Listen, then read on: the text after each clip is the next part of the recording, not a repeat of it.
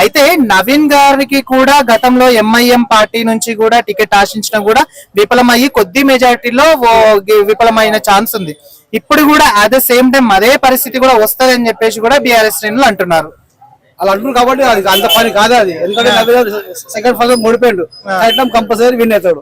ఎందుకంటే మంచి పని చేస్తాడు, ఆయన గరీబులకు సాయం చేస్తాడు, బాగలేదు డబ్బులు ఇస్తాడు, నాకు బాధ ఉన్నది బాధ తీరుస్తాడు. అసలు మనిషి మనం ఎన్నుకుంటాం. టీఆర్ఎస్ అదాన్ని మనకు సంబంధం ఉండేది, మనకు కావాల్సి మంచి మనిషి నవీన్ యాదవ్ మా ప్రాపర్ మనిషి కాబట్టి ఆయనగా ఫుల్ సపోర్ట్ మాకు. ఒకవేళ మాగంటి గోపినాథే గనక ఉండింటే ఈ ఉప ఎన్నిక రాకపోతుండే. అయినా కూడా ఒకవేళ అంటే ఇంకా కొంచెం ముందు తరంలో కూడా అంటే ఇప్పుడు ఈ 5 సంవత్సరాల తర్వాత కూడా ఒకవేళ నవీన్ యాదవ్ గారు తర్వాత ఇంకోటి మా చనిపోయిన గోపినాథ్ గారు కనుక ఉండింటే ఎవరు గెలిచే ఛాన్స్ ఉందంటారు? అప్పుడు మాకు నవీన్ యాదవ్ ఛాన్స్ ఇస్తుంది, ఆయనకే ఛాన్స్ ఇస్తాం, నవీన్ యాదవ్కి ఛాన్స్ ఇస్తాం. ఎవరు వచ్చినా కానీ నవీన్ యాదవ్కి మా గురించి ఛాన్స్, వీళ్ళకి ఛాన్స్ ఇవ్వము ఇక్కడ. ఇంక్లూడింగ్ ఏంటంటే మొన్న రీసెంట్ గా కూడా నవీన్ యాదవ్ గారి మీద క్రిమినల్ కేసు అనేది ఒకటి జరిగింది. దాన్ని సంపాదిస్తూ కూడా అయినా కూడా ఇప్పుడు రేస్ లో అనేది ఉన్నారు.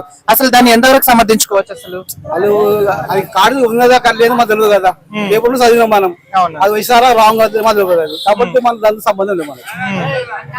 సో మీ పరంగా అయితే నవీన్ యాదవ్ గారు ఖచ్చితంగా గెలుస్తారు, గెలవాలి, కంపల్సరీ 100% గెలవాలా, గెలిచి తీరాలా.